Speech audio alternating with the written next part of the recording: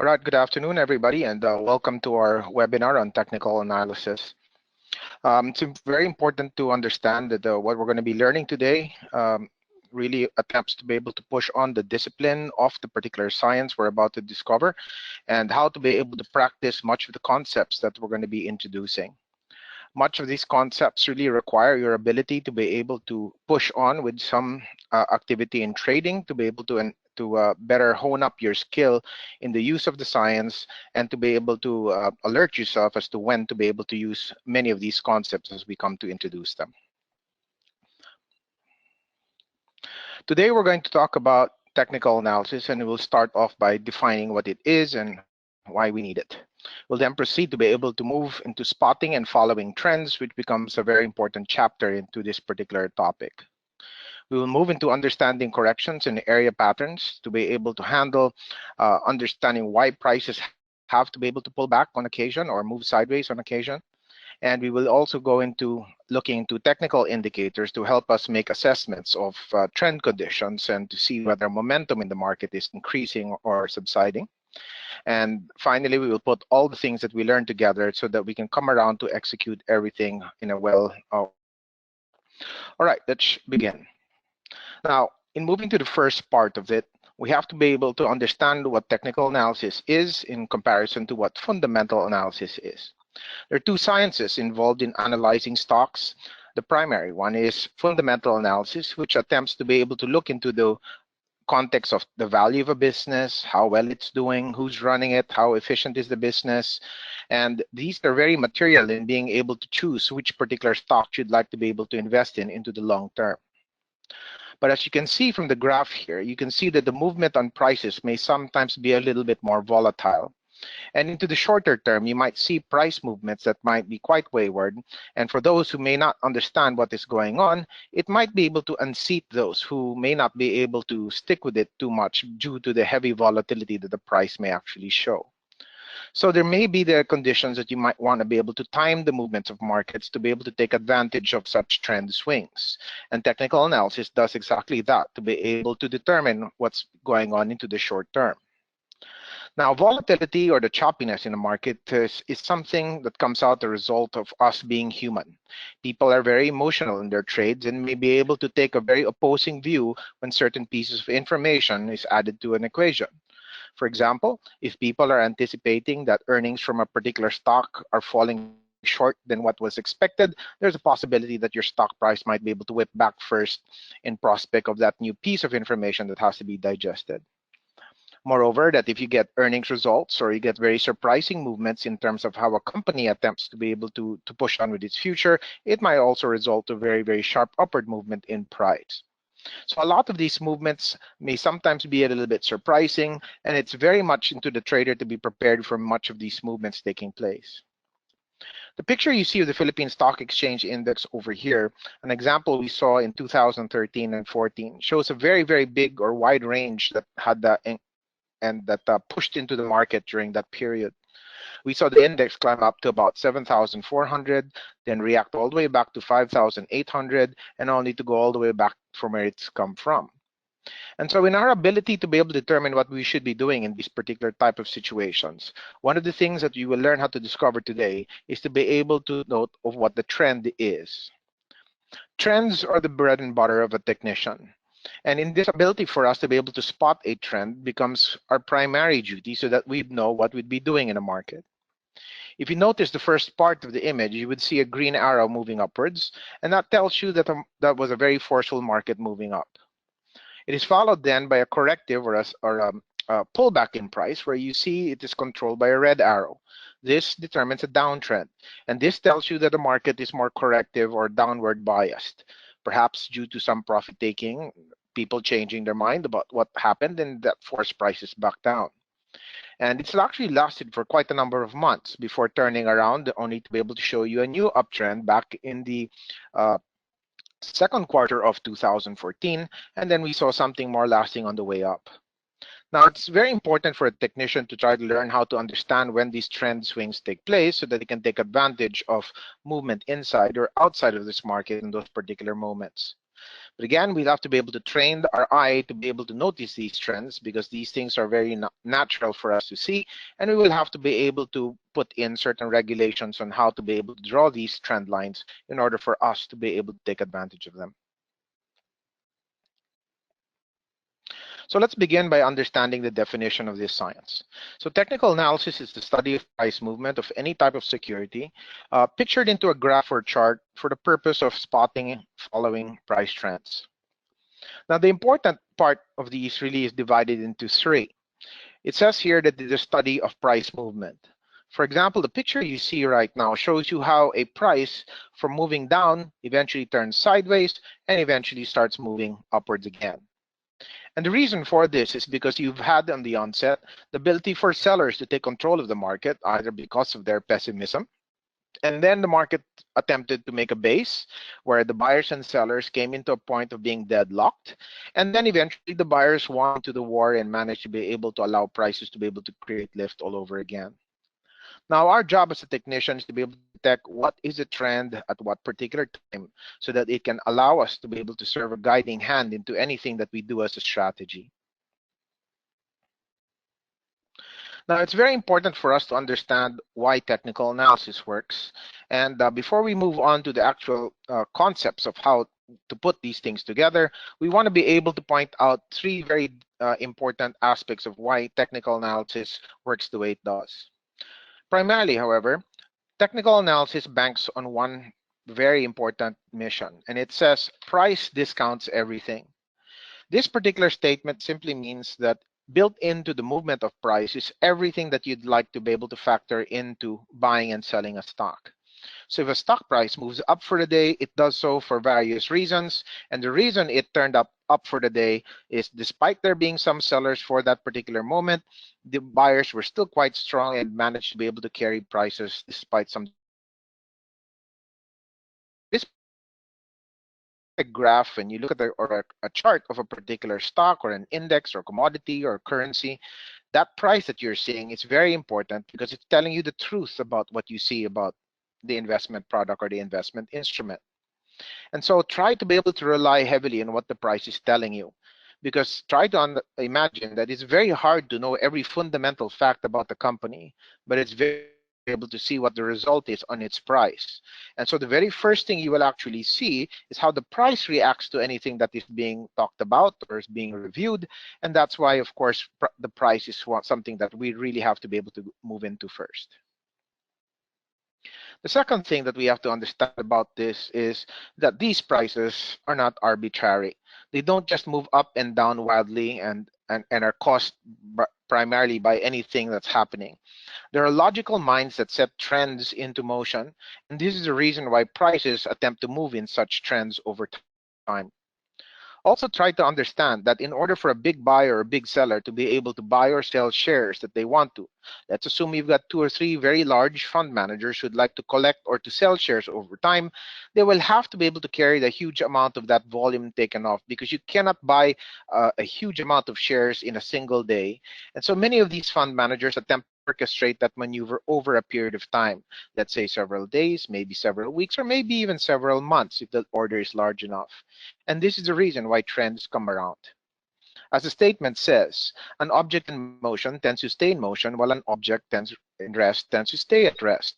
And this really better describes on how the process of movement really move along the stock market.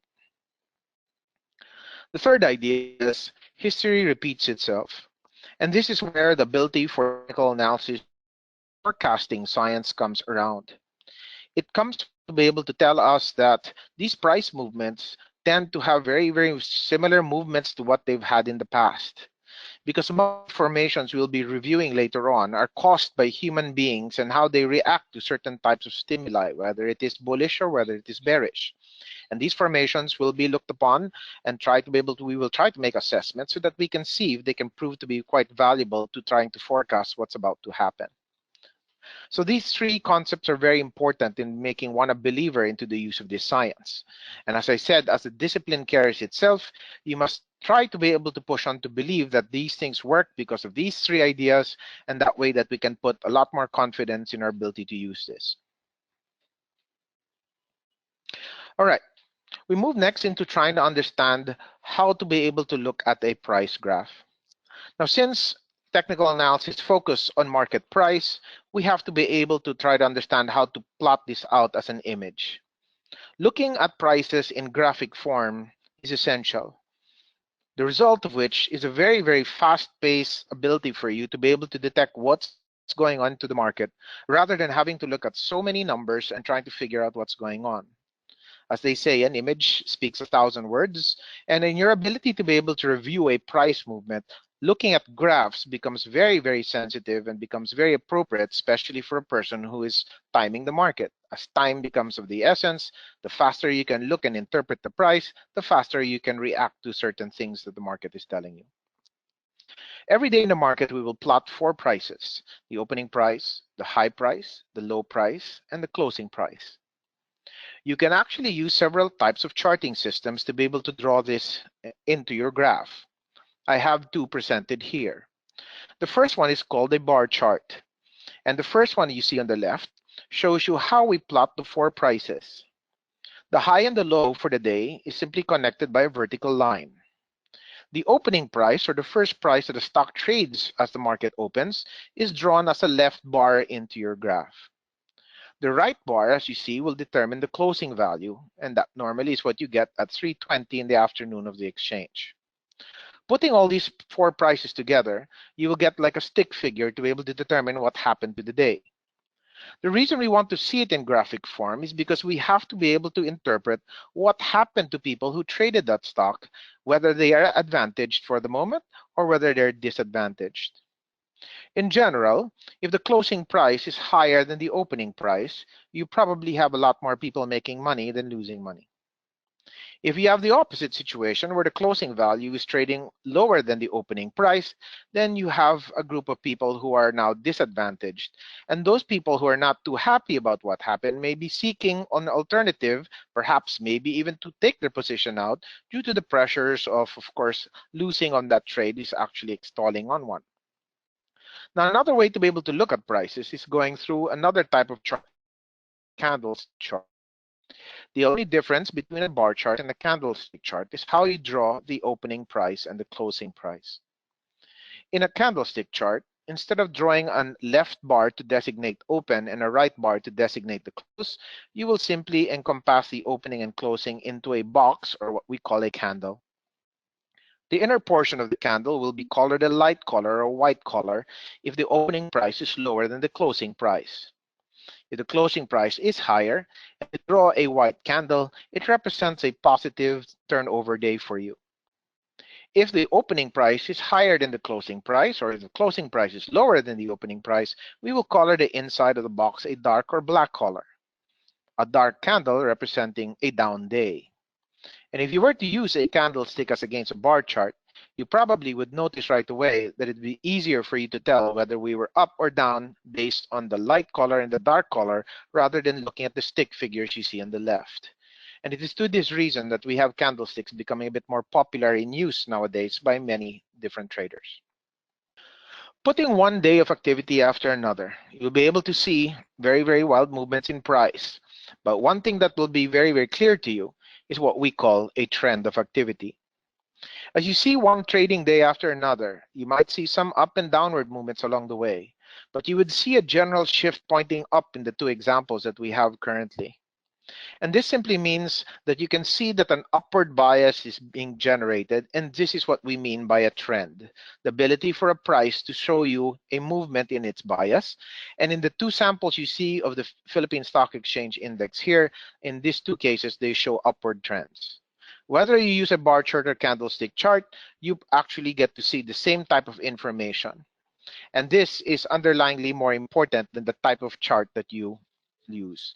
It's up to you which one you can take. If one speaks better than the other, then go ahead and use which one you feel talks to you better. The advantage of looking at these particular types of graphs is that you can see and analyze information very quickly. You can see in one little glance, both of these images are pointing upwards, and you can identify both to be moving into an uptrend. You can see that if just in case that these trends attempt to be able to slow down, and in let's say they do break below those particular blue arrows that we've had, and that will tell you that there's a potential for the trend to be able to change its course. And you'll be able to notice that right away as soon as those trend lines break. We will talk about trend lines a little later. And the other advantage you would get is that you'll be able to scope out and study many different types of possible types of investment instruments. Whether you'd be studying an index of a company, of a market, different company stocks, bonds, commodities, or currencies, you can actually plot them all out into a graph, and they will be able to underlyingly show you what's been going on into them. And so the advantage of technical analysis and understanding how to use this science, it's its ability to be able to be universally applied to any type of tradable instrument. And that's why becoming a master of technical analysis will allow you to unlock the views of different types of instruments, even though you are not a master of them. One more thing we would like also to introduce is the concept of volume. Now, we like to call volume as a third dimension into price. Looking at prices will give you the ability to see if prices are moving up or down, but volume will introduce a different type of matter. It can show you how strong the movement that is being incorporated into an uptrend. If volume, or the number of shares traded into a stock, is picking up along with a trend, that means a trend is being fed quite aggressively. So if you see prices moving up and volume levels seem to be moving up along with that trend, they tend to be more lasting because there's a lot of fuel to be able to carry on the fire of the trend that you see. If you see an uptrend and you see volume levels are starting to die down, then that means the trend that you're watching may soon be ending because a lot of the movement has already lost its force. So it's very essential that volume is reviewed along with price so that you can get a generally bigger view of what's taking place into the trend movements we have. Another useful thing about volume is that if ever volume comes out to show you a very, very heavy trading day, you will normally see those particular types of expansions when you get what we call blow-off movements. So if you see the example we have towards the beginning of May, you will see quite a degree of a decline happen in the last 4 days. You will see the four black bars that you see one after the other. On the fourth bar, you will notice a heaviness in volume taking place. That particular heaviness in volume tells you those people who probably wanted to sell everything into that move have already done so. And because of that, it exhausts what the trend has been showing you, and eventually you will see prices try to make a recovery right after that. Similarly, if you look on the ultimate right end of the price chart, you will notice a very, very strong uptrend come to be, and you will notice on the very last day of trading on that example, a very heavy amount of volume as well.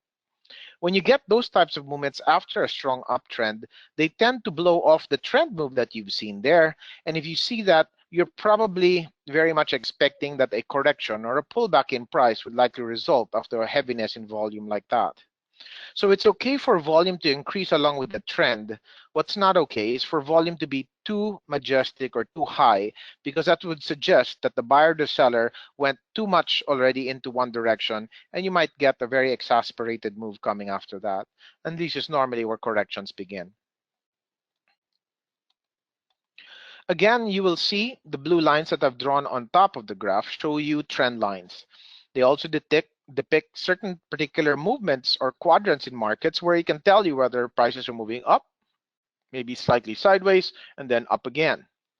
If you notice, every time prices seem to be moving sideways or correcting downwards, you would notice that volume levels are actually starting to dwindle. This is very normal in stocks that are attempting to pull back. And if you notice, after prices started to generate a base in the beginning of July, you would notice that volume levels are starting to pick up again, confirming the fact that you have demand being quite able and in ability for it to be able to turn prices around. So always look at price along with volume to be able to confirm any trend suspicions that you would have. We will also look into volume every once in a while when we look at our examples later on. Let's move to part 2, spotting and following trends. In our ability to be able to look into a trend, we have to see how a trend is created. Remember that prices moving up and down are generated by two basic forces, the forces of demand and the forces of supply. When we talk about the forces of demand, we're talking about the ability for buyers to come into the picture to try to prevent prices from falling down. In technical analysis, we call this particular phenomenon support, an area which is underneath a market that shows a heaviness in buying that will allow prices to be able to turn themselves around from a decline. The reason it is called support is because it encounters a heaviness in buying that allows the price to be able to generate lift after witnessing that area. One of the things that we want to be able to learn as an ultimate objective into this is a trading idea that says buy near support and sell closer to resistance. So in understanding support again, remember, support is an area of heavy buying. You will notice them in the bottom of the images that you see here. Every time a graph shows a rebound from a low, you will call that area an area of support. Now, sometimes when the market is moving sideways, your support levels will likely be flat. Your resistance zones, the opposite of support, will also be flat. Resistance is an area above a market that shows heaviness in selling. And this is where a lot of supply of shares are normally located, and is the reason why prices prove to be very difficult to climb over, because you have a heavy amount of people who are willing to sell at that particular price. So the objective of a trader is to try to be able to take note where support and resistance is so that they can guide their hand by buying closer to that supportive end rather than buying too much closer to resistance. The idea that you also have is that buying closer support will give you larger upside, as you will not have too much of a stopping power as prices still have quite mobility on the way up. If you buy something closer to resistance, you will have less upside capacity, and this will curtail your ability to make too much money into this effort. So remember again, buy closer to support and sell closer to resistance. The picture that you have here is a demonstration of three types of trends. As we move to be able to generate one support area after another, and how to denote resistance one high after the other, you'll be able to get a glimpse of to see different types of trends. And let's talk about the three different variations here. Trends last a long time. When they begin, you will see a commonness in terms of the ability to show certain things. Now, how do we know an uptrend from a downtrend and from a sideways trend? So let's define what an uptrend is. An uptrend is a series of price movements that show you a higher high in price followed by a higher low in price. If you notice the image on the left, you will notice a series of movements where the lows are really getting higher and higher, whereas the red bars or resistance lines are also getting higher and higher. So when you have both showing exactly the same, you can identify that as an uptrending situation. The middle example shows you an example of a downtrend. A downtrend is a movement of price where you will see lower highs followed by lower lows. Again, please remember that both must be occurring at the same time in order for you to be able to call it a downtrend. If you see a lower set of highs, but you don't see a lower set of lows, you cannot describe that to be a downtrending stock. So both have to be occurring together in order for an uptrend or a downtrend to be able to manifest to you. The last type of trend is what we call a sideways trend. And here, anything that does not fit an uptrend or does not fit a downtrend automatically equates as a sideways trend. It may not necessarily be that support and resistance always be flat, but they cannot be moving in the same direction. So for example, if you see a lower low in price and a higher high in price, that is also considered a sideways trend. So anything that is not an uptrend by definition and anything that is not a downtrend by definition is automatically a sideways trend. Whenever I look at a trend, I will normally assume that it is a sideways trend until I can prove to myself that it is either up or down. That makes things a bit more simple for us to be able to carry forward. That way, we're not always guessing as to which one is. You can find out what the trend is by elimination, and that is probably the best way for you to be able to identify one. Now, once trend comes into place, you will notice that our objective now, aside from spotting the trend, is now to be able to figure out what's moving forward or what trend that are we looking at and how do we follow it on. We will use a tool called a trend line to be able to give us a good view of what a trend follower will normally look into. Now, a trend line is simply a line that we're going to draw, either connecting support areas or connecting resistance areas. In the first example on the left, you've noticed that I've connected a line that comes around to connect many of the lows that you've seen. Now, here's an example of an uptrend as you see highs and higher lows. By connecting the lows together, I now have a line called an uptrend line. And the beauty about what this trend line does is it shows you where the next level of support can be. And if you were to stretch this particular line out to the future, you can even project where support will be, maybe in the next few weeks or maybe in the next few months. And so the advantage of seeing that particular trend line gives you the ability to try to predict where support will be into the future. And that can be quite useful for the traders who are trying to be able to figure out when the next buy phase could be. So in the trend line that you see here, once the price comes closer to the blue line, and you see it touch the blue line or even slightly higher and generate a rebound action away from the uptrend line, that correspondingly gives you a good time to buy. Please try to avoid buying closer to the upper end of that particular range, as because the upper end of that range is more likely resistance rather than support. In the middle example, I've just drawn a downtrend line. The red line you see connecting the tops of your graph shows you what a downtrend is. So if you notice the difference between an uptrend and a downtrend, an uptrend line is drawn by connecting support points, whereas a downtrend line is connected by connecting resistance points or the tops of your graph. The reason we do this is because in an uptrend shows you a forcefulness of demand that is buying your stock. And you want to be able to locate where they are at any point in time so that you can buy closer to that line. In a downtrend, your mission changes. You realize that the market is now heading downwards. And in your ability to try to be able to make sure you want to manage risk, you want to be able to know where to sell your position at a better price. Any rally you see in the price that comes closer to the red line becomes a more objective area for you to liquidate or to be able to sell your stock for the meantime. Remember, you can always buy this stock back. As prices are attempting to make a correction or a downward move in price, it's very hard for us to absolutely say where this is going to stop. So while corrections are taking place, you want to be able to liquidate your stock first to be able to drown down your risk and then wait for the decline to finish and turn around before you come back to be able to enter your stock. The third example is an example of a sideways trend. In a sideways trend, you will notice that in this case, the support and resistance areas go hand in hand.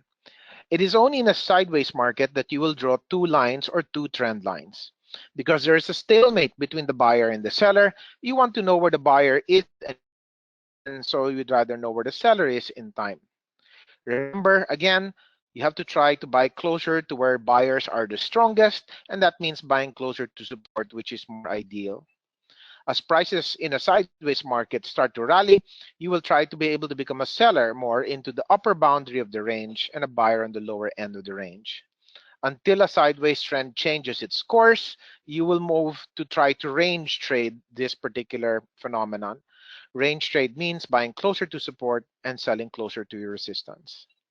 In an uptrend, your mission is to try to buy a stock and hold it to as long as you can. And entries are more preferred into your support areas. In a downtrend, you want to lighten your position down or take it out and wait for the downtrend to end before re-entering your stock pot.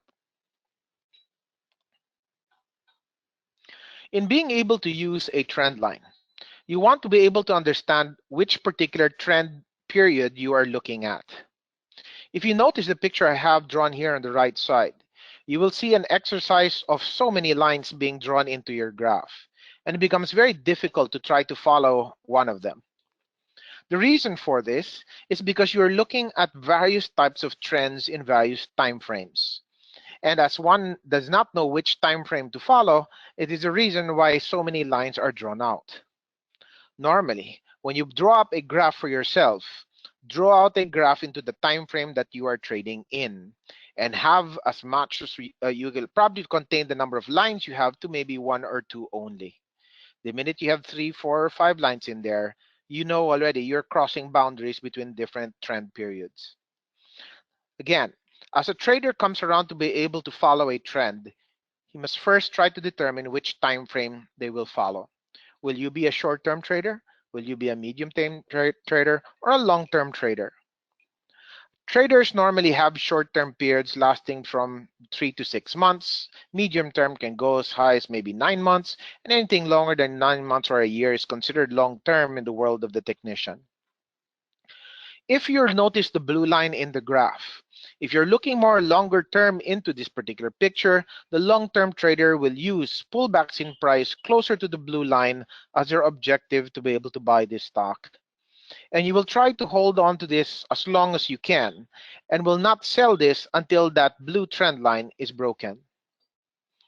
If you're trading in the short or medium term, you may be probably looking at the green and red lines to be able to support your cost to enter or exit. Remember, in an uptrend line, you have to try to hold on to your stock as long as possible, as long as prices do not break below the trend line. That is what trend followers do. Do not try to preempt a potential fallout from a trend because you might be moving a bit too earlier than what prices will allow you to be able to see. So it is only when a trend line is broken that you must exit your position. Otherwise, try to strap yourself in there and go for the long haul, especially if you are a long-term trader. If you are a short-term trader, you must be able to look at a different perspective in time. The best way to be able to make this maneuver work for you is you have to control the amount of data that you present in a graph. If you are a short-term trader, the maximum amount of time you should show into your graph should be 3 to 6 months only. If you want to trade into the medium term, that is when you look at about 9 months worth of data. If you want to be able to look into the long term, you might want to be able to look at the chart in 1 year, 2 years, or even 5 years to be able to compose longer term trends. And once you're looking at that level of a graph in terms of time period, that's the only time that you draw your trend line after you're looking at that entire period that you have. Please understand that when you choose a time frame, you do not switch. And so if a trader enters into the knowing that you have a short-term objective, you must also use a short-term trend line to get you out. I normally see people changing trends when they start seeing a trend going against their objective. For example, if you buy into the short term, and you have now drawn a short-term trend line, and you notice a short-term trend line breaking, this is normally when people start to consider changing their trend from short to either medium or long because they do not want to accept the fact that their short-term position is now losing money, and instead of casting out to be able to get out immediately, the tendency for them is to carry the position into a longer term. Once you are a short-term trader, now saying that you're going to become long-term, that normally surfaces because your position has been disadvantaged. And so the objective over here is to stay into the time frame that you've chosen. So once you've chosen one, try to stick with it as long as you can. Now, example to be able to use trends in activity. The basic sense of how to buy, hold, or sell your position will very much be tied into what a trend line is telling you. The picture you see here of Jollibee shows several instances where buy conditions are being fleshed out. If you notice why we've labeled these as buy conditions, it's because prices have managed to be able to whip back closer to the trend line and then show a clear rebound from that area. It is rebounding from your trend line because your trend line is acting as support. And because of that supportive nature of the market, it allows the price to be able to defend that line and cast itself back into an uptrend sequence. If you were able to buy closer to that blue line, in those 4 instances, you probably have entered the market at a very good moment. Try to be able to hold your position as long as that trend line is not broken. To some, it might be difficult to do. I know some of you want to be able to take your profits immediately to make sure that you're making money. But you might lose out on the perspective of what the future potential holds if you become too short-term oriented, or if you see that even a short-term trend line is still not breaking itself. So you want to be able to hold your position as long as your trend lines are not broken. And the only time you consider selling is when you see that the price is actually succumbing to heavier selling pressure and is now breaking below the trend line that you're following. Keeping up this discipline of knowing when to buy, when to hold, and when to sell is what makes a good trader come out. The discipline of this may seem easy enough as I come around to discuss it, but when you try it on your own and money is involved, you will understand the difficulty of following systems like this. So it's essential for you to be able to actually say that it's time for you to pull the trigger to get out, that you must get out, and only because you feel that perhaps downside of a market is upcoming, and don't worry, you will be able to get back in when this particular trend changes all over again. So remember, you're selling your stock not because you don't like it. You're only selling your stock because it looks like that it may correct further, and you'd like to be able to keep majority of the money that you've already made so that next time around you have a better opportunity to buy your stock. And now that you have more cash to do it, you might be able to buy more shares and augmenting your ability to trade and make more money. Now, one of the questions that you have to be able to decipher is, after I sell my stock, when do I get back in? Now, as long as you have a downtrend line still depicted into place, that means that the potential for prices to fall down is very much in gear. So do not enter your stock while a downtrend line is still very much in place. It is when a downtrend line is broken that perhaps the beginning phase of an upward market or even a sideways market can actually be shown to you, and perhaps that could be the soonest that you can enter the stock that you have. If in the example we have here on the right just happens to show you a higher high and higher low, and that can confirm an uptrend back to you, and that is the time that you can rework your position back into the stock because the correction is done and you have now the ability for prices to recover in a much more smoother fashion. Now, when you notice that a trend line is very much in place, please try to be able to follow what the science tells you.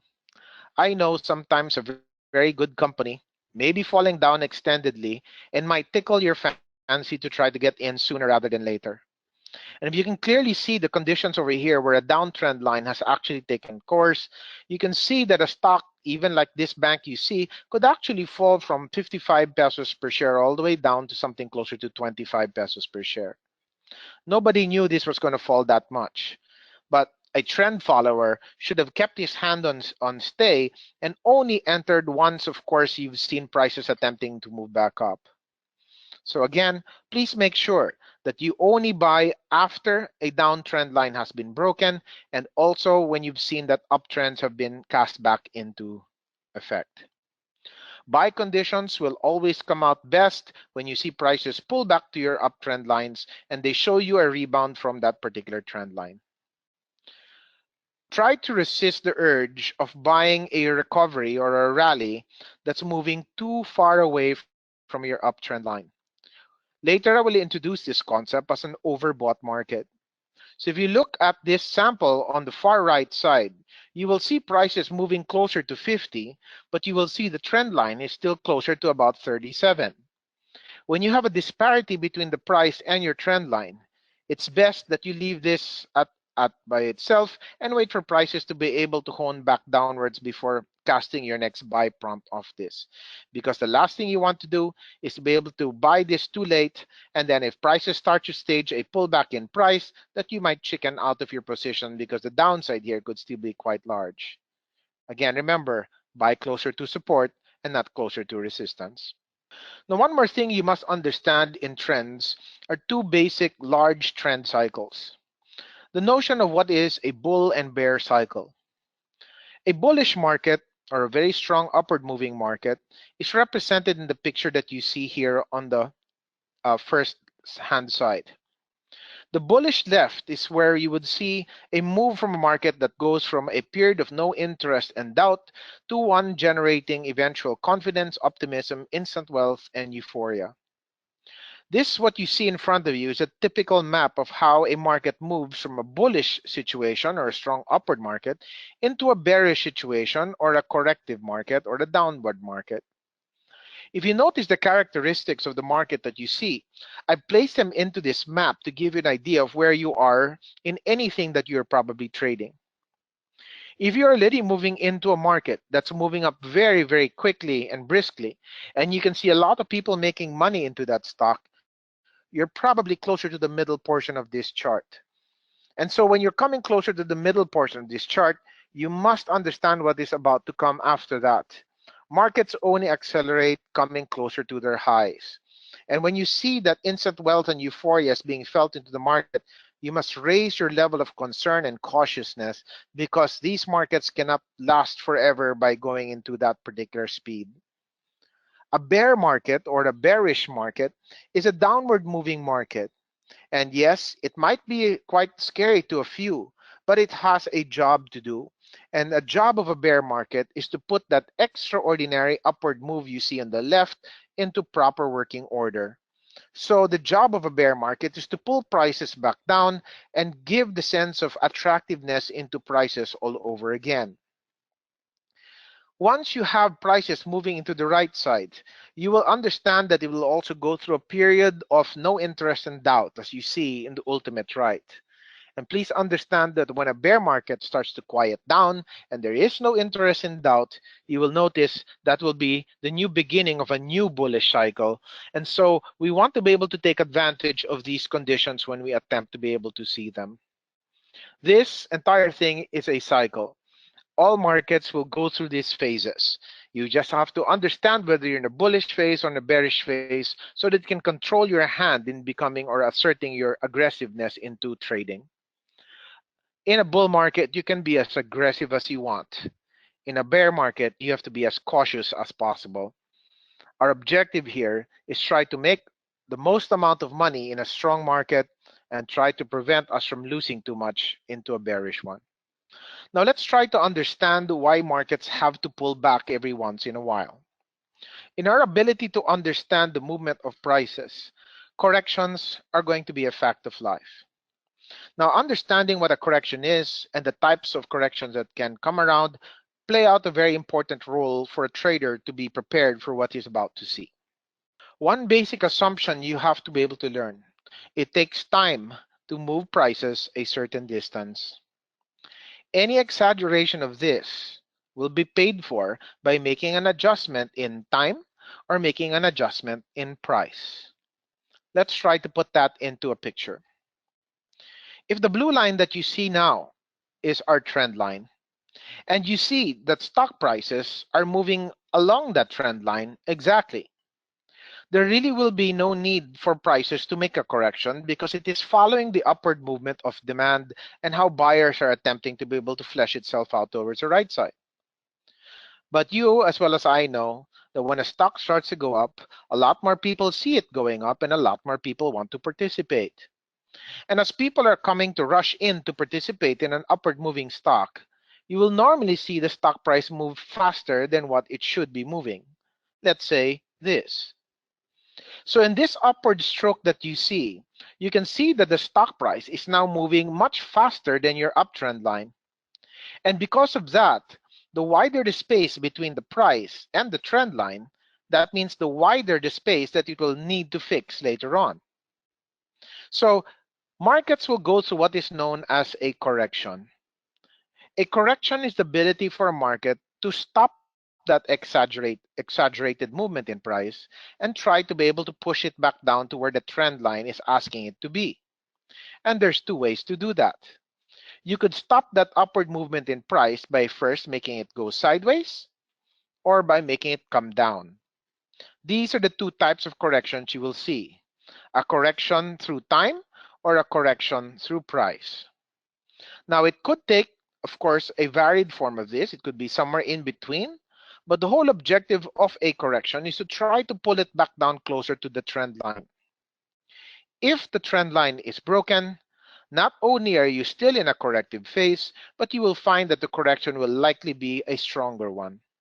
So as long as corrections to simply pull prices back to an uptrend line, you should use those opportunities as a potential buy situation for yourself. Let's try to look at that as a better example.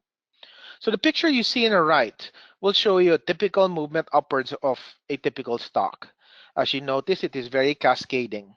Goes up and down, up and down, and up and down.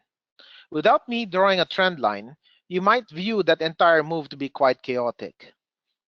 Putting a trend line by connecting all the lows together, and you will unravel the distinct underlying movement of how demand is controlling this particular type of movement. If you notice, every time prices are moving very quickly on the upside, prices need to be able to stop first and move sideways or move downwards.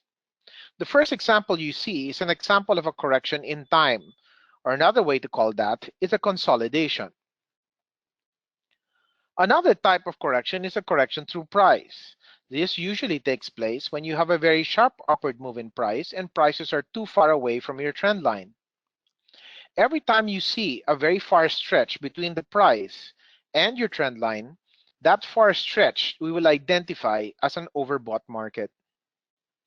Please understand the notion of an overbought situation simply means that the price is moving way too fast away from your area of support. And the larger the disparity or the spread between your price and your support line, then the bigger the nature of the price that it may need to correct. Again, if you were to look at the second advance that you see, a very sharp upward move in price all the way up to about 56 pesos per share, you will see that prices will have to be able to withdraw quite sharply as well in order for it to be able to reallocate itself closer to your trend line. So if you ever find yourself seeing a very sharp upward moving stock, and you can see already that the difference between the price and your trend line is quite a distance away, you might want to be able to pull more defensive action into yourself. Try to hold back on your desire to just jump back in. I know it is exciting, but remember your objective is not to trade on excitement, but to trade at the right time. And so the right time to enter is when prices are correcting, coming closer to your support, and preferably showing a rebound from that supportive condition. Please understand, to those patient traders who know when to enter at the best time, generates a wider sense of your ability to get rewarded.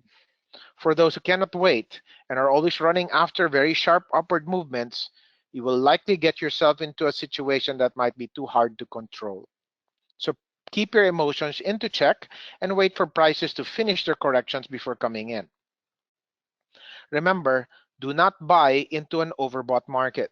Wait for prices to relax, come back to your trendline support, and wait for that to serve as a better opening for you. Another consideration is when you have a declining market. It is quite possible that you have a downtrend taking place, and prices are sharply falling down from that downtrend. If you see a sharp pullback down away from your downtrend line, we call that an oversold market. Try to resist selling into sharp declines such as that. Wait for a rally to come closer to your downtrend line before you liquidate your position.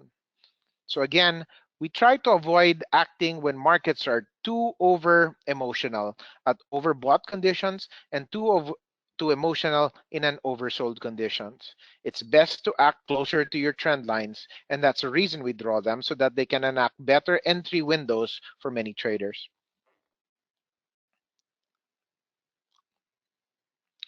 Now, as prices can actually pull back down to your trend line and show you, of course, a correction out into that particular price, it's quite possible that a correction can go sideways for some time. Sideways corrections are called consolidations, or another way of calling that is an area pattern. An area pattern or consolidation is depicted by a sideways movement in price. These are temporary in terms of their trend conditions, but some of these consolidations may last a few weeks and some bigger ones may actually last a few months, maybe even a few years. The last correction we had in the Philippine Stock Exchange Index actually corrected for about almost 3 years and only recently broke over that resistance area, and we've only seen an advance in very recent months.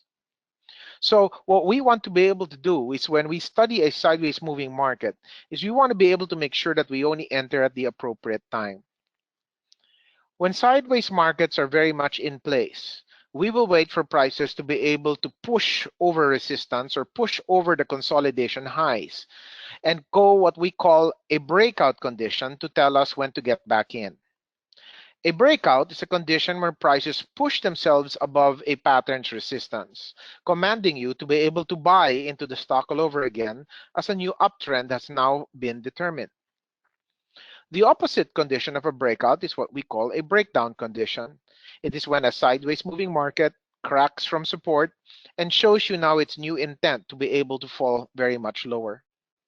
So a break over resistance after a windup is known as a breakout, and a break below support after a windup or a sideways movement is called a breakdown.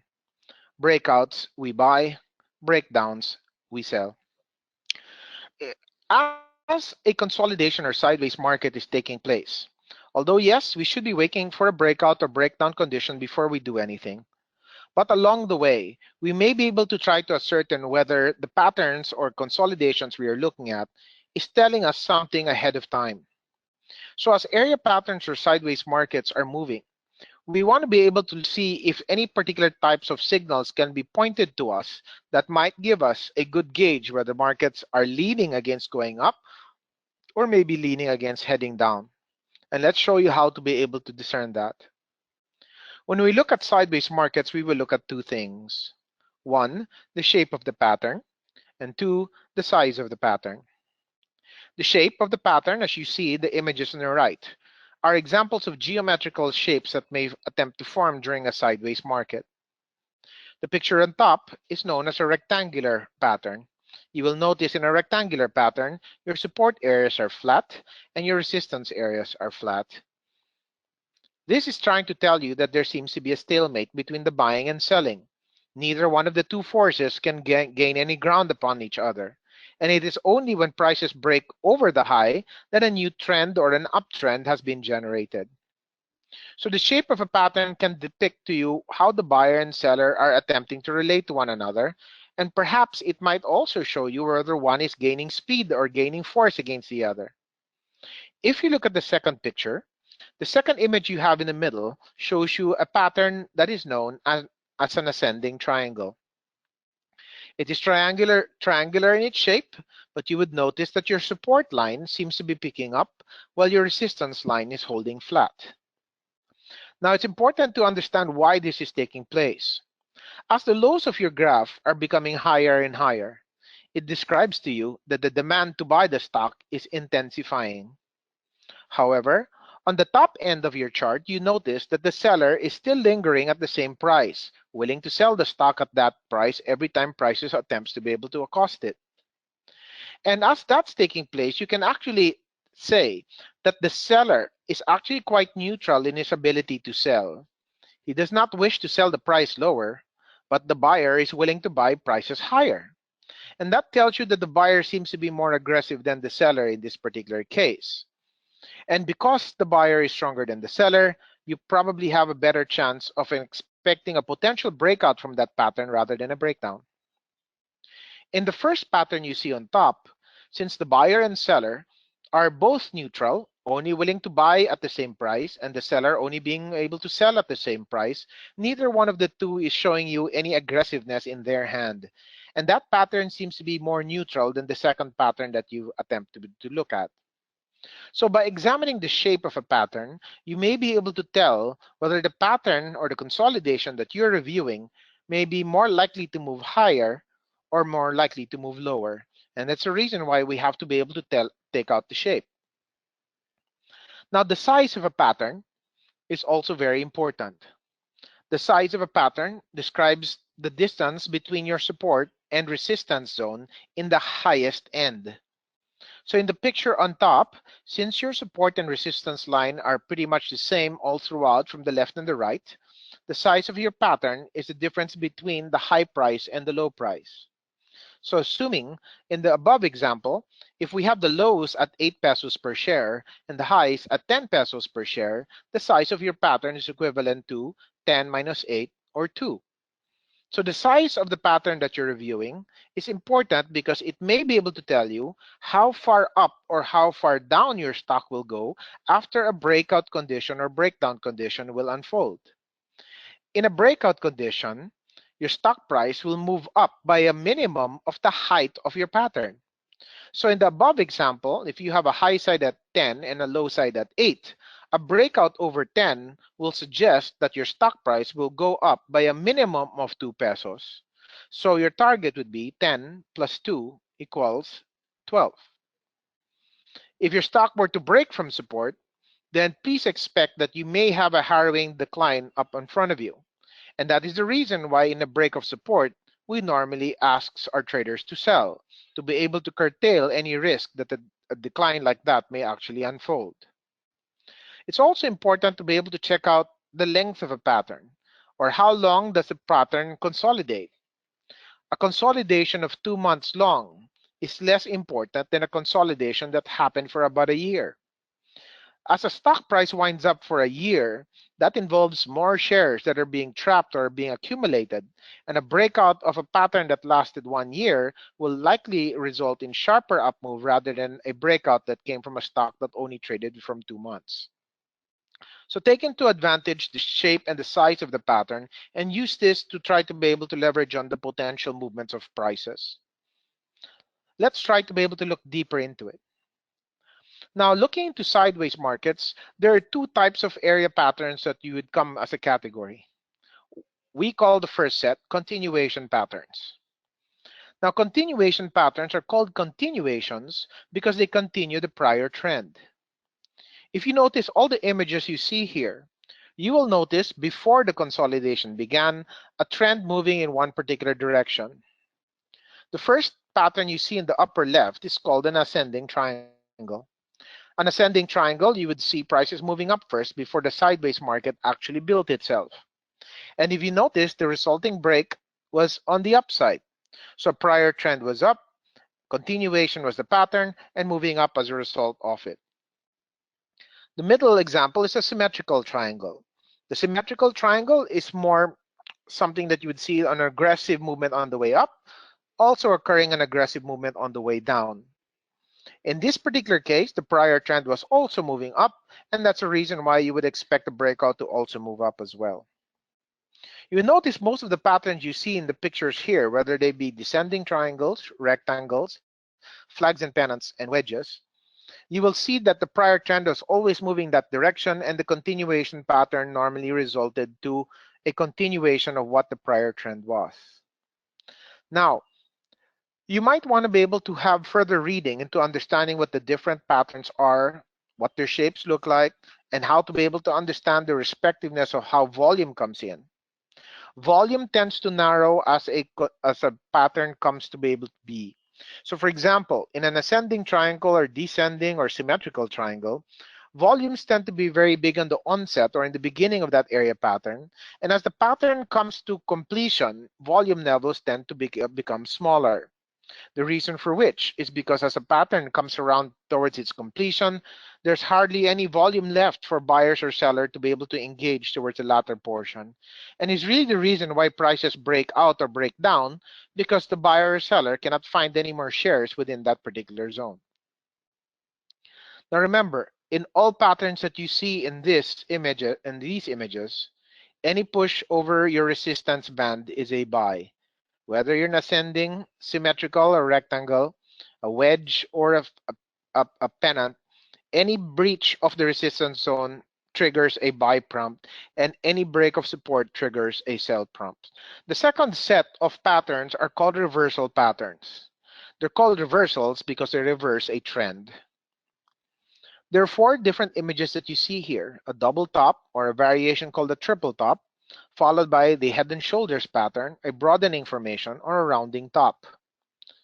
Please remember, you will only find these particular formations on the tops and the bottoms of your graph. You will not find them in the middle of your graph because tops or bottoms do not occur in the middle. The more popular one of these patterns here are the double tops and double bottoms, the inverse of this first one that you see. I think if you memorize this first particular type of reversal pattern, it might be able to help you make a statement throughout all your things, because a double top can actually be a variation of a head and shoulders, a broadening formation, except the rounding tops, which tend to be more graded in its ability to turn. Now remember, reversal patterns come around because we need to be able to get a sense whether a trend is changing its particular form from up to sideways and then eventually down. One of the things that you will also try to be able to understand is that when an uptrend ends, they will not move from up to down immediately. An uptrend will first go sideways and then go down. In fact, an uptrend could go sideways and go up again. Now remember, trends take time to turn, and it is because of that that an upward market will move sideways first before deciding on its course.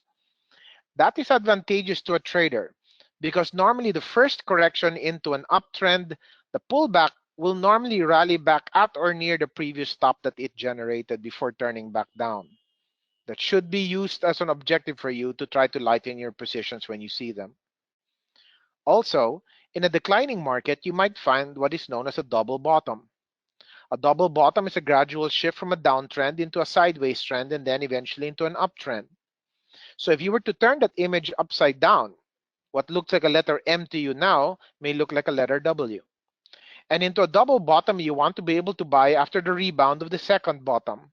That confirming that yes, there indeed is support and that the ability for it to be able to turn its trend from a downward to a sideways market and eventually to an upward market has come to bear fruit.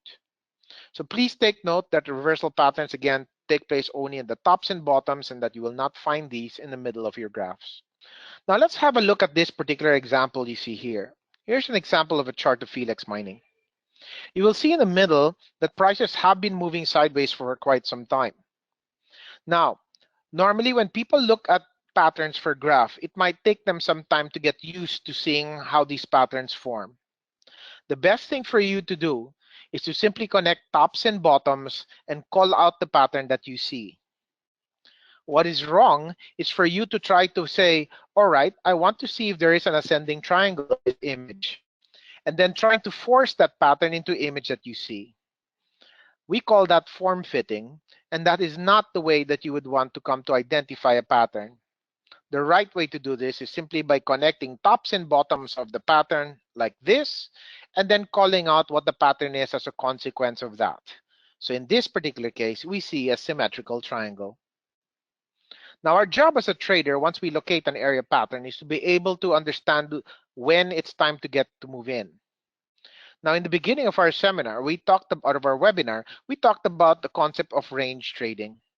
Range trading is the ability for you to buy support and sell resistance into a sideways trend. This is an example of a sideways trend. And you might be able to buy this on a rebound off your blue line and sell it off the reaction of your red line and keep doing that until one day prices can free itself from the particular pattern. When you see the ability for it to break out or to push over its resistance area, this is a trigger moment for traders. The ability for you to buy this stock right after it breaks over that red line in prospect for how a heavy up move can come as a result. Once a breakout is about to take place, a trader must be prepared to be able to enact their buying on this stock. The more prepared you are and the more willing you are to take this trade, the faster you will be able to get in and the less chances you would be of being left out in this particular maneuver. When a breakout is about to take place, a trader must come around to devote himself to execute the plan of activity here. Now, when a breakout is coming to prospect, it's time for us to be able to prepare for what this is about to be able to show us.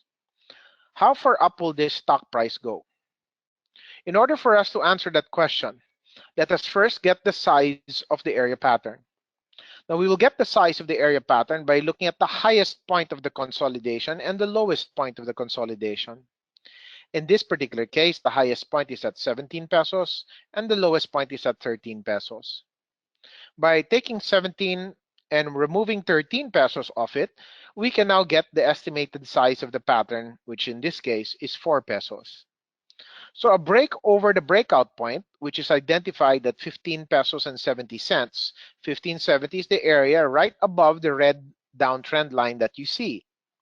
So if prices are breaking over 1570 and you'd need to know how far up this stock can go in the minimum, you simply will get your 4 peso price range, add that to your breakout point of 1570, And now 1570 plus 4 equates to 19 pesos and 70 cents.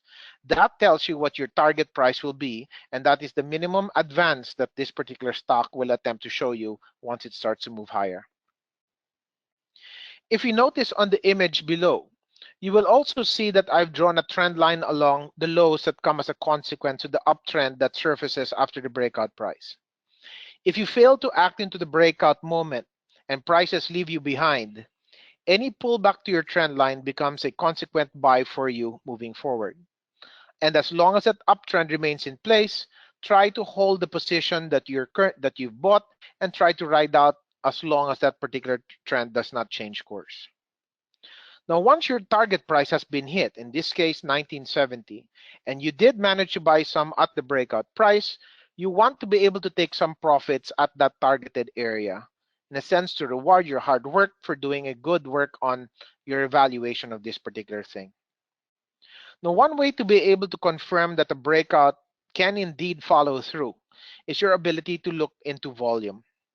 If you notice the vertical lines in the bottom of the graph here, you will notice as the consolidation comes to be, you will notice that prices as they move sideways show you that volume levels are thinning out.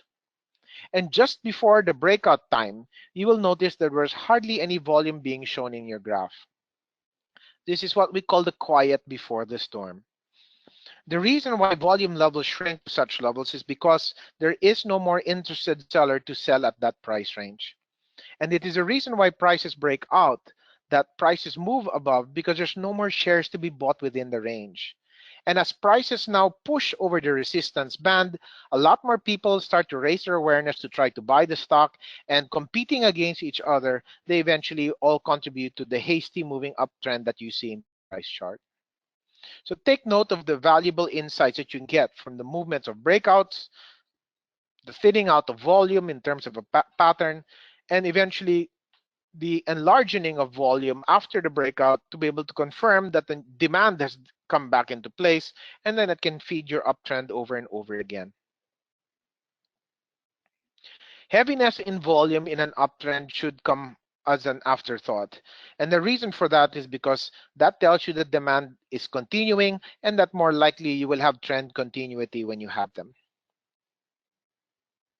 Here's another example.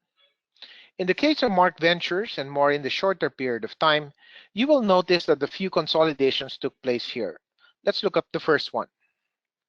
Here's another ascending triangle. By connecting the tops and the lows, you will see a very short consolidation period, also following by a potential breakout. If you notice, right before the pattern began, you notice a very sharp up move in price, and the volumes became quite big as well. Earlier, I told you that when volume levels shoot up to very heavy proportions like that, that is a warning sign that the trend you're watching may soon come to a temporary end and may need to consolidate in time. In this case, it did that. Second, when the breakout came, you will notice that prices shot up very quickly and volume levels also moved up very quickly. And because of that, the very next day after, you saw prices attempt to be able to head back down. So be very careful about having too much volume take place, because it could generate a lot of activity in terms of volatility, and it could also in certain occasions show a temporary top or bottom into your particular trend. Now, many people normally ask me, should I buy a breakout waiting for the close of the day, or should I buy a breakout as soon as I see the breakout take place? In this particular example, I think you would probably agree with me that you should have bought this breakout as soon as you've seen it. Because if you waited on the close of this particular breakout, you would have found yourself too far off the particular area of which is a much better price to buy, and then because of that, it sacrificed the volatility that came thereafter. So my advice to those who are asking that question, a breakout should be bought as soon as it takes place. Can it work back into the pattern and show what we call a failed breakout? Yes, that may happen, but if it does so, simply manage your positions and try to be able to work off for a potential that it may continue itself maybe in 1 or 2 days after. Always make sure that when you follow your particular order, that you have the necessary risk mitigating devices to help you. I'll talk about how to handle that later. After prices shoot up, You will notice that the size of the pattern of the triangle that you see was clearly hit in terms of its upside magnitude. After that, another particular pattern attempted to form. You notice, though, that volume levels are rather improved as prices are moving back into an uptrend. And in this particular case, you wait for the new pattern to be able to develop, allow the two lines to be drawn, and again wait for a new breakout to come in. When the new breakout comes, you again cast your new buy signal and you follow the trend moving higher. Now, please understand, try to be able to buy the stock price as close to the breakout price as you can, but it has to be over the breakout value. And do not wait too long, because sometimes if you wait too long and you buy a price that is very far from your breakout point, it might sacrifice your survivability in this particular trade. All right, let's move into systems trading and using technical indicators. Now, technical indicators are an optional chapter for technicians, but I think it plays out a very important chapter to everything. Technical indicators are like using the speedometer of your car. They give you a gauge of speed, they give you an indication of velocity, and they tell you whether your stock has been too outstretched and perhaps necessary for corrections or not. The job of a technical indicator is to be able to generate some sort of statistical formula that we will plot into a graph. It will give you a visual assessment of the particular trend. Its job is roughly three. One, to alert you something's about to happen, or to confirm your trend suspicion, or may even attempt to predict a certain consequence in price moving forward. And so that these particular indicators may play out a very important role in giving you a confirmation from much of what you've been looking at earlier on. Today, I will cover three popular indicators: moving averages, the MACD, and the relative strength indicator. Many charting software that you probably get out there nowadays will always have these three indicators as an availability. So it shouldn't be too difficult for you to be able to use them, as most trading systems have them now. Let's begin with the first, a moving average. So a moving average is simply an average of price plotted along your price graph. The way it is constructed is by simply adding a certain number of days of closing together and dividing it by the number of days in reference that you're using. For example, if I want to look at the 5-day moving average, I will simply get the closing price today and the closing price for the last 5 days, add them all up together, and divide by 5. The result will be an average price of the last 5 days. We will plot that now into your price graph and use that moving forward. As we plot a new point tomorrow, we will connect the dots and simply draw a line along with the price chart. Now, moving average are quite useful. In fact, this particular type of indicator is actually quite underused by many traders today. So let's try to see how we can take advantage of this. So the job of a moving average is to try to replace your trend line.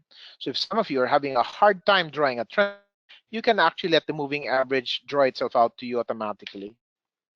In COL Financial, we like using 5 different types of moving averages. You may use whatever it is that you want.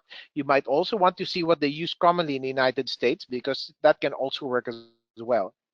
Here we use a 260-day moving average corresponding to 1 year of trading, a 130-day moving average corresponding to half a year of trading, a 65-day moving average corresponding to 1/4 year of trending.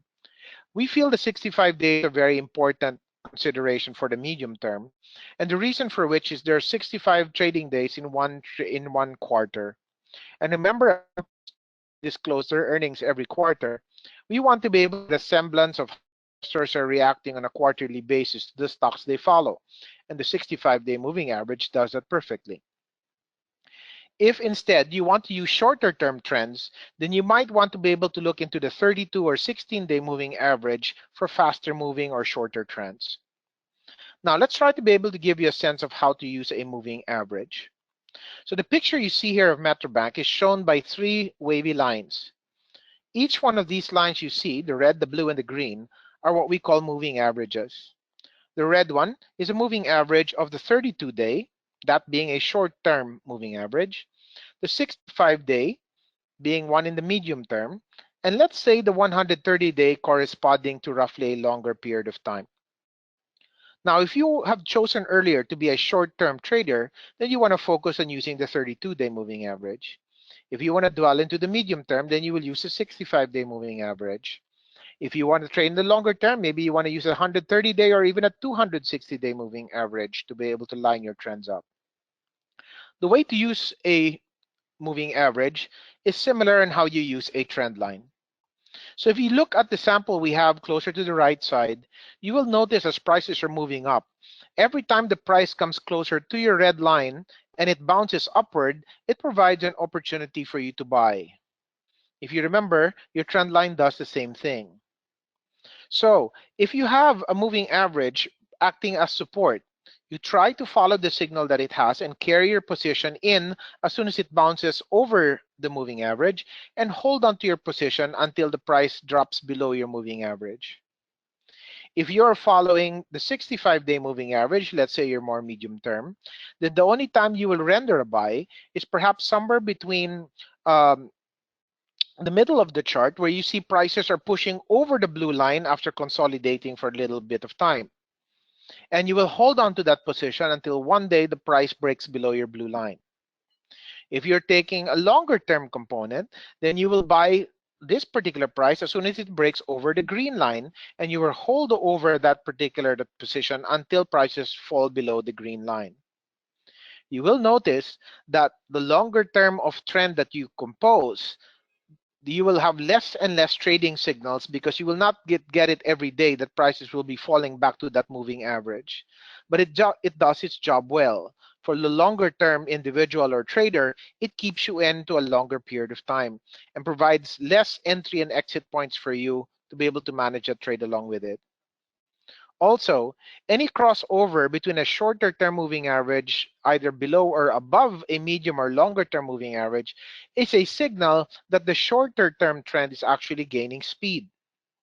So if you see what happened towards the end of, or towards the latter quarters of 2011, when prices are falling below your moving averages, you notice that the red line is crossing below the blue line and crossing below the green line, suggesting that downward pressure is increasing, and that should have already alerted you to stay into the defensive. When the red line is now crossing over the blue line and then crossing over the green line, it's telling you that short-term trends on the upside are starting to restore itself and should serve as a good indication for you to continue on with it. Now, the MACD is another indicator that you want to use. It's a bit more complex, but we'll try to run along with it.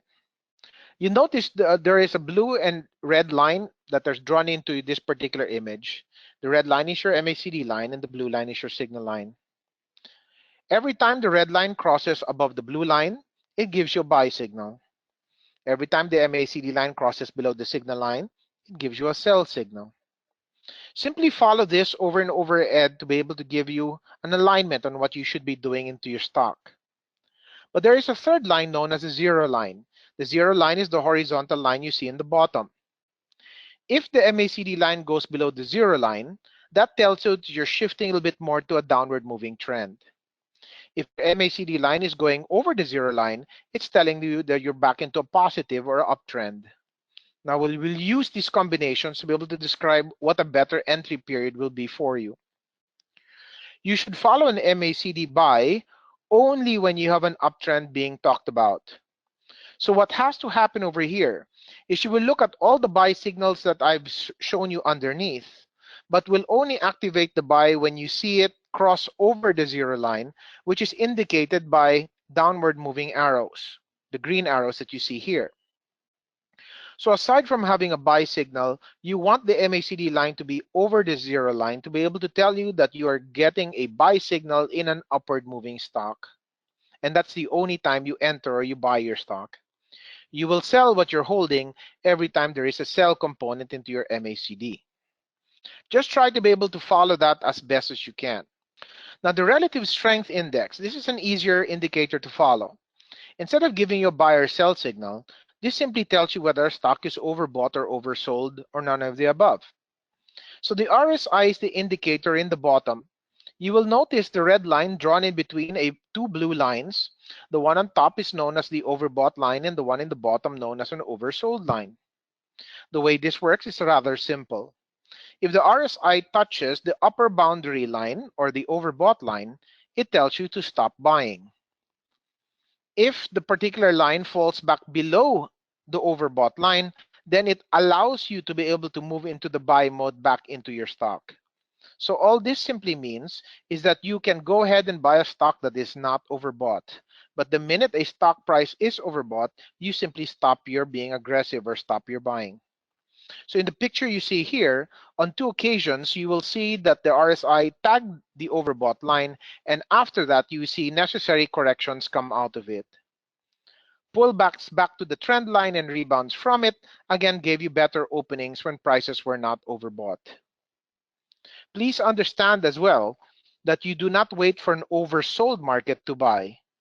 An oversold market only exists in a downward moving trend, and we do not buy into downward moving trends.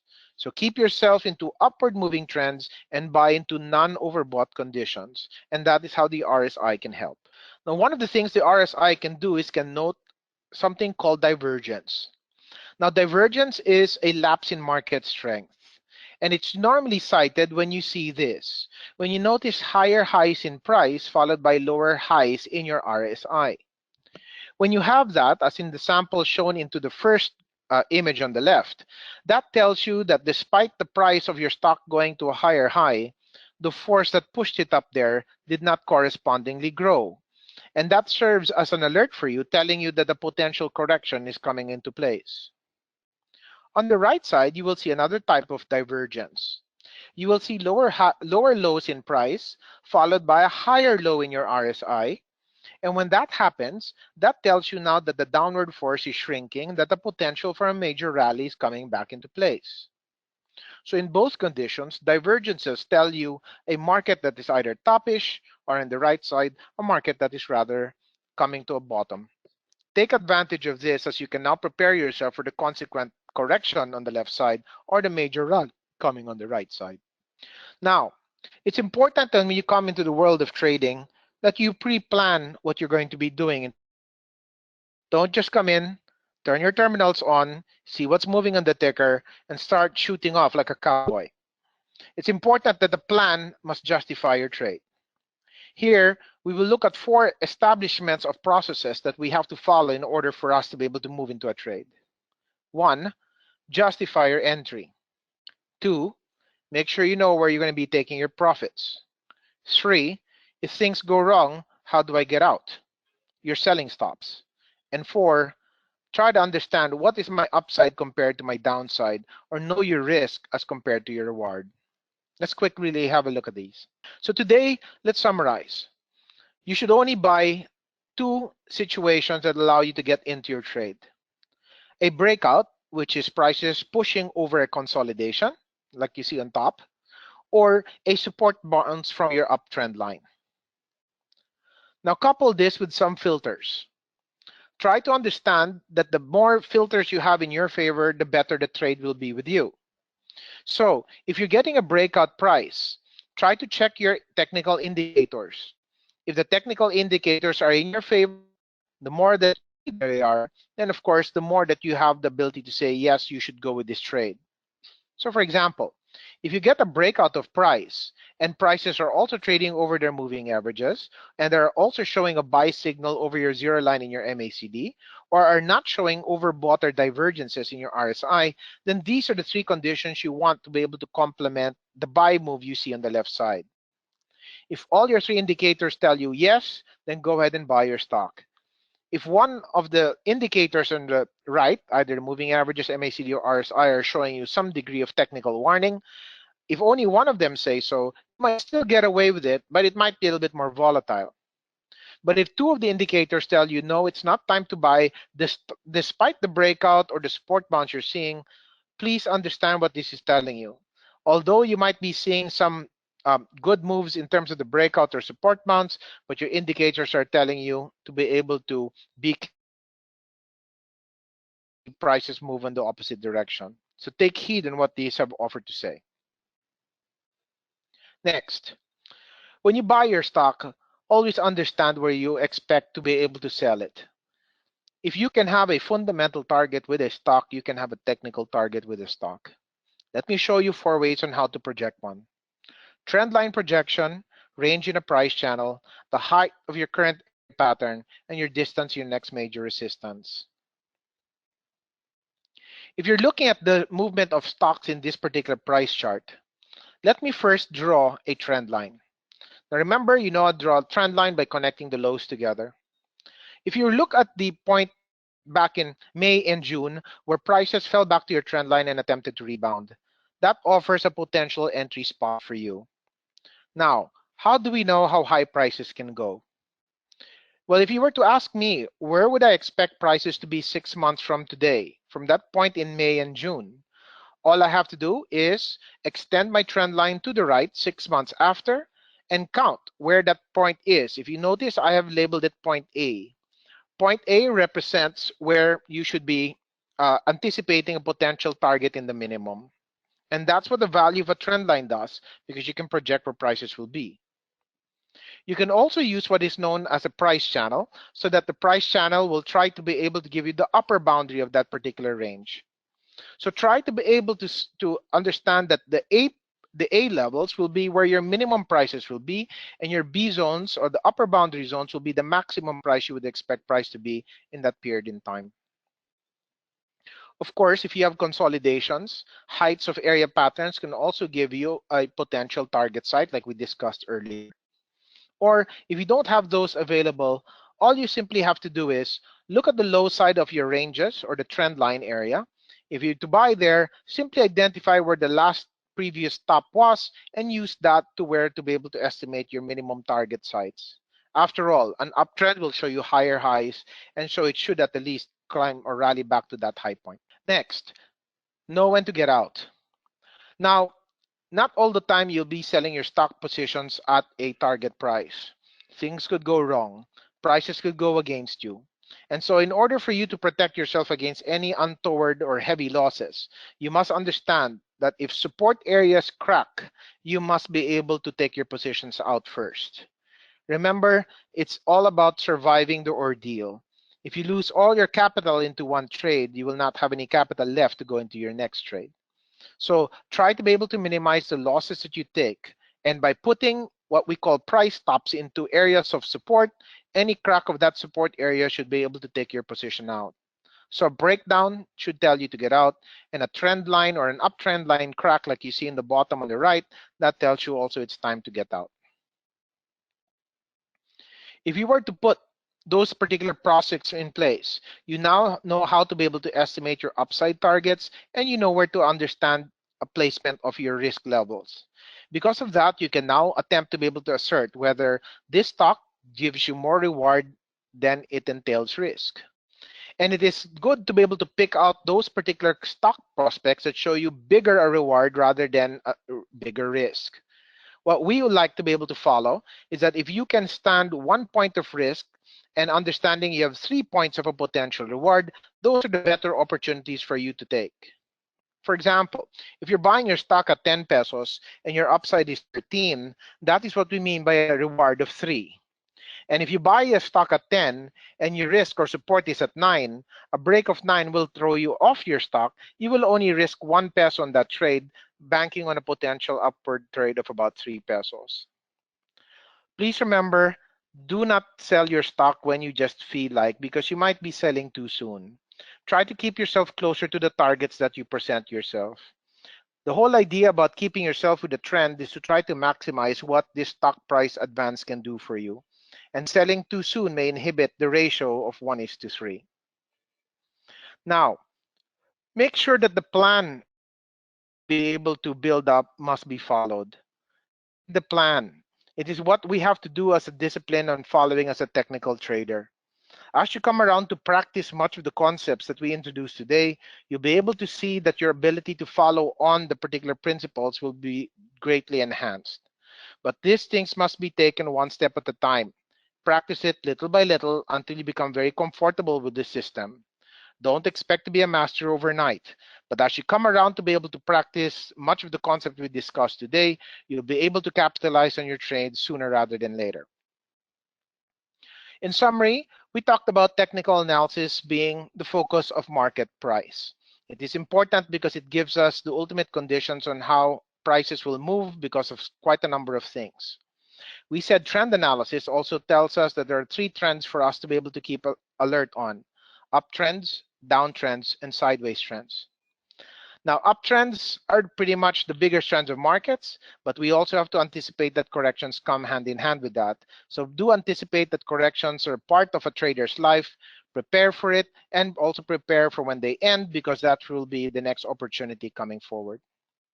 Technical indicators like your moving average, your MACD, and your RSI can be quite helpful in giving you confirmation to what trend conditions are.